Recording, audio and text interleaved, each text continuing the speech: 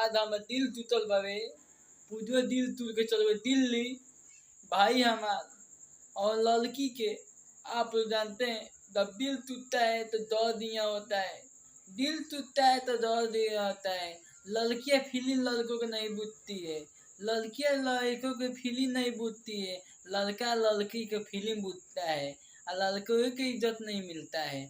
जब प्यार में जब धोखा खाता है भाई, लड़का के जब किसी को दिल टूटेगा तो भाई उसको जाके पूछिएगा तुम्हारा क्या हाल है यार, वो बताएगा। आज मेरे हाल साथ मेरे साथ हुआ है, आप देख सकते हैं आज मेरे साथ हुआ है भाई, कल दूसरे के साथ ना हो।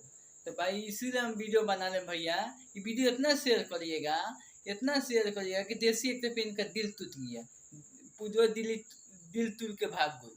अब बताइए भैया, हम प्यार को पहली बार और धोखा मिले पहली बार, बताई लड़की के साथ बड़ा जानते हैं, लड़की के साथ जानते हैं लड़की कभी इधर कभी उधर, कभी इधर कभी इधर। अगर मेरे से मन बढ़ गए तो दूसरा के लगे हेलो कहाँ हो, हम तो हमें को बुला लेती है, ओकरे को बुला लेती है, दो नायिका गर्लफ्रेंड हुआ ओकरे को बुला लेती है। हम तो देख के चौंक गनी, अरे साला हम लोग को बुलाओते ओकरे को बुलाओते।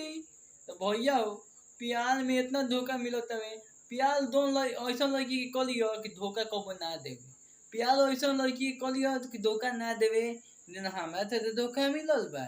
ए भैया ये कहते हैं, यही कहते हैं सोचते हैं वीडियो ढेर दिन के बाद शूटिंग कर ली, लोगों को बता दी ताकि लोगों के हमारे साथ घटना दोनती लोगों को बताओ तो बहुत प्यार करते नहीं कहते, इतना धोखा मिलल बा, इतना धोखा मिलल के क्या बताइए भाई।